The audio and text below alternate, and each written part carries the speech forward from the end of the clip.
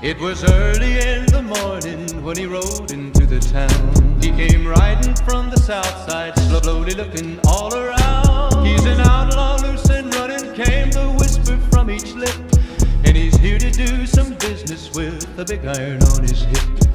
Big iron on his hip. Here's what I know about leadership. Every great leader is a romantic. Now, don't laugh. Don't turn it off yet. Every great leader is a romantic. You think about every person in your life who's made a difference in your life. A coach, a teacher, a parent, a friend, a boss, a pastor, a president, a governor, a CEO, a mentor. You think about every person who has made a difference in your life, and I'm telling you, when you start thinking about it, every one of those people, they're romantics. Every leader is a romantic. Here's what I mean by that. They bring passion. They bring energy. They bring life to a situation. Listen, they're not phonies. They're just not making it up. There's some people who are just, really hyperactive in the way they go about things or extreme or whatever. I'm talking about people who know how to love. Who know how to love and who know how to care for others. Guys, some of the most romantic people in their work, and that's what I'm talking about, in their work, because we're talking about the workspace to a degree right now, but really it transcends into life. If you're a romantic and you're a romantic at work, you're typically a romantic in your life. But some of the most romantic people are those who teach, who are high school teachers or elementary school teachers or educators. I mean, some of these folks are amazing. They do it because they have a vision for the other person. I was in Colorado and I'm hiking and I meet this guy on a mountain bike. He comes up to the same spot I'm at. I'm sitting there kind of getting some time, some meditation and spending some time with the Lord.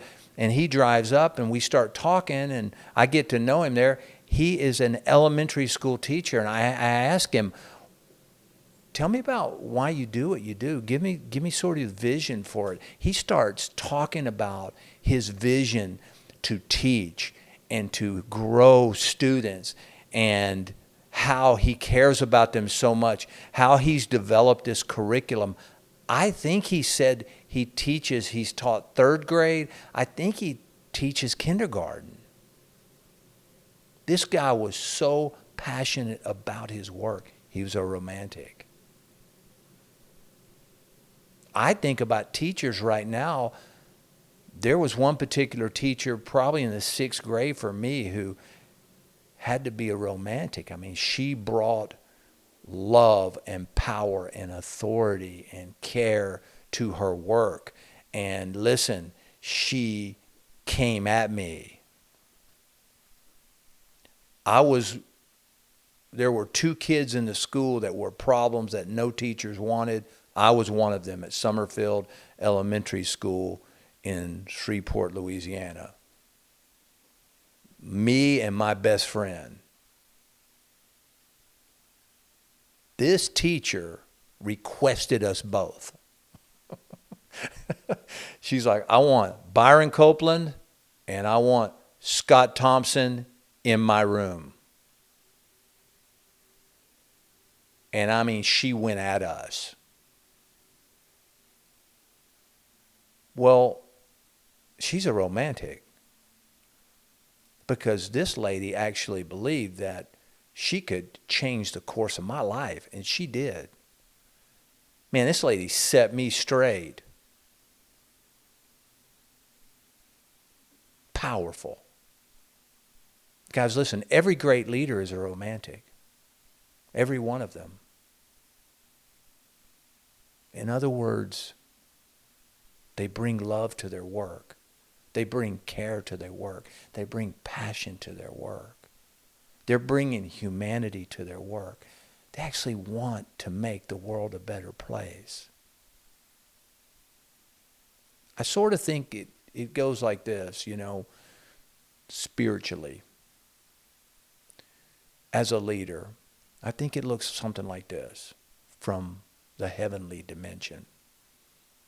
Let's say God is going, hey, I care about every person on this planet, all 7, 8 billion of them, however many. Every person matters to me. Who can I actually entrust to take my care and nurture and thoughtfulness and love to some of those people? Like, who can I actually entrust to do that? And so, that's another whole big conversation, because we got not so good of leaders. We got, marginal leaders. We got better ones. We got great ones. We got all sorts of versions and varieties of leadership. But I actually think that God thinks that way, that he's going, I want to put people on this planet who are going to help others, who are going to bring the best out in humanity. Those are the leaders that I want to see flourish on this planet.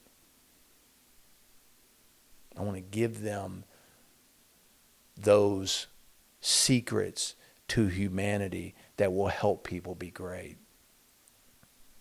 Every leader's romantic. I think of NFL coaches. I think of professional basketball coaches. I think of high school coaches. I think of teachers. I think of therapists and counselors and pastors and business leaders and small business leaders and people who are doing online businesses and bringing passion to things and going, I want to help to make the world a better place. Guys, I want to be that leader. I want to be romantic about what I'm doing. I want to bring love to it, because love will transform. Love covers a multitude of flaws and failures and junk in this world. I have a story about this because I've learned it. I've been on both sides of it. I've been regimented and rigid in my leadership, and as God began to break me on the inside, I began to have a dream of bringing good leadership to others. And I have a story that is a very important one. And it happened years ago, probably 20 years ago or so, maybe less than 20 years. But I was asked to sort of size up a young leader that had a ton of potential, and I mean, this dude was nuclear. But really, the organization I was in didn't know what to do with him, because he was pretty complicated. And so part of when I was communicated on coming into the organization, it was said that, we want you to do these things, but we also want you to figure out this young leader and what we need to do, or what you would do. And I was already hired, so my diagnosis was not based on me being hired or what I would do. It was like part of the job. Figure this one out. And so I meet with this young leader. He was probably in his mid to early 20s. And this guy's a strong personality. And so fortunately, I was broken enough in those days and had been through enough pain in my own life to not be insecure. I still had some insecurity, just not quite as much. And so I sit down with this young leader, and we've never met before. And he's in this up and coming church that we're in, and he's being asked to do some things. And we sit down for lunch, and he's got a tube of plans for a new building that we're going to be building for, the group that he oversees. And so one of the first things he does when we sit down is he hands me that tube with the plans for what we're going to build for this group that he is the minister over. And I remember this like it was yesterday. It was one of the best moves I've ever made in my life. Please remember this, leaders. I want to repeat this one. We want to repeat this one. But guys, listen, it was the first time I'd ever sat down with this person. And right off the bat, he's dropping these plans across the table to me in a tube for us to unroll and put out on the table for us to look at what he's been doing. And listen, this is an impressive person. This guy had it together on the, intellect side of things. Here's what I did. As he was going to put in that tube across the table for us to look at, I said, hey, we'll talk about that later on. I don't even know you. I want to get to know you. I want to find out about you. I want to find out about your history and where you come from and your family and your wife, and let's get to know each other a little bit. One of the better leadership decisions I've ever made right there. Because what it subconsciously communicated to him, or consciously communicated, was he might be more concerned about my development than the development of this project I got going. I want to get to know you so that we can go somewhere together.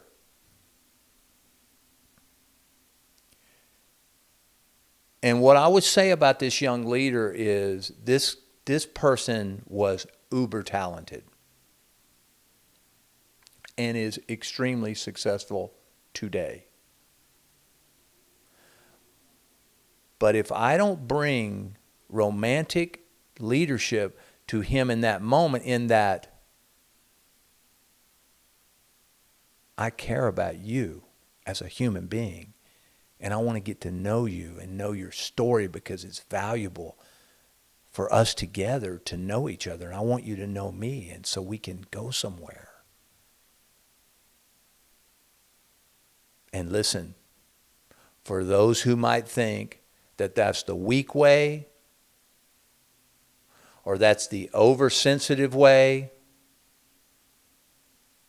or that's the way that touchy-feely people do everything, listen, it became highly productive. Top shelf down the road and to this day. But it started, guys, with I want to know you and I care about you. And you're loved and you're important. And I want to help you get well. Those are romantic leaders. They're the kind you want to follow. Those are the ones you want to be with. Those are the ones I want to be around. And so, here are some things that all romantic leaders do. I want to give you these. First of all, the atmosphere is amazing. Like, they celebrate the moment. They celebrate the journey. They celebrate the human beings on the journey together. Number two, they believe everyone has worth. Guys, listen, I don't decide who gets where necessarily in this life. I get to decide for myself who I may walk with, but also as a leader, who I may give care and love and truthfulness and thoughtfulness to. I don't know how it's going to turn out, but I want to give as much of it away as I possibly can. Why? Because every person has worth. Number three, every romantic leader believes that transformation is possible. Transformation is possible. Listen, I'm not the judge. We are the sower of seeds. We sow seeds. That's what we get to do. And it's amazing when we're not the judges, but we're the sower of seeds when we give, how transformation happens in others, especially when God and His love is at the center of that. Listen, you're not the best version of yourself you're going to be. But if you continue to take in truth, it's amazing what can happen. Transformation can happen in you. And you always need to believe transformation can happen. Because there's a dynamic God that's watching this universe. And yes, there's a bunch of junk on this planet, but there's a whole bunch of good as well. And great leaders believe in transformation and believe that they get to be a little part of giving that away by being a good human being and helping others along. Number four, romantic leaders believe that all life experiences, no matter how painful, or no matter how we wish that that situation did not happen, all life experiences have the ability to work themselves to redemptive and precious revelations and moments. That we are not a victim in this life, but even the deepest, darkest things that we struggle with, or the things that have happened to us, can end up being redemptive and good, maybe for someone else. The journey is important. And that nothing is the final straw on our lives, that it all works together for good.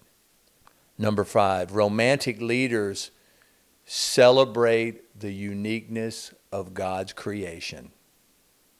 In other words, there's nobody like you, and there's never going to be anybody like you. There's never going to be anybody like me, and so here we go.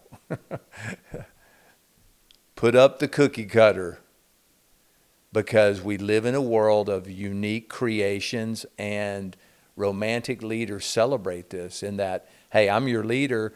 There's nobody like you. There may be some pattern like you a little bit, but I welcome your humanity into this team, into this group, into this church staff, into this business. Number six, romantic leaders believe this, that none of us can get there on our own. That to be the best version of ourselves, we need each other. I can't. I'm going to be a lesser version of me without you and without people around me. And so romantic leaders believe that we're going to need a tribe to get there. We're going to need people. We're going to need family. We're going to need friends. We're going to need coworkers. We're going to need you. And I'm not going to think that I can just live isolated and all by myself, independent, and get to where I need to get. Flawed thinking. Romantic leaders don't believe that. They cannot live in isolation. We have to live with one another. And number 7, romantic leaders believe that God is benevolent and God cares for all humanity. And knowing that and believing that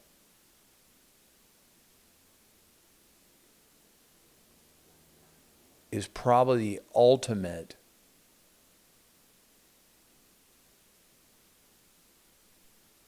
thrust of romanticism inside of a romantic leader, that all of this matters.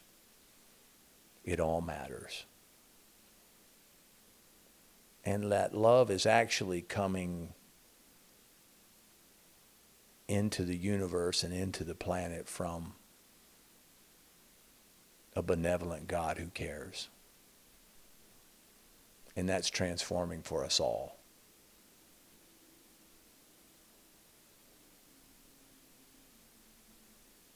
Maybe you've given up on the dream of a romantic leadership way because you've been around people who are just mediocre or have killed the passion and the flame of believing this all makes a difference and believing it's good. I want to encourage you today. Be that romantic leader. Understand that you were created in the image of God. And live what you believe no matter what.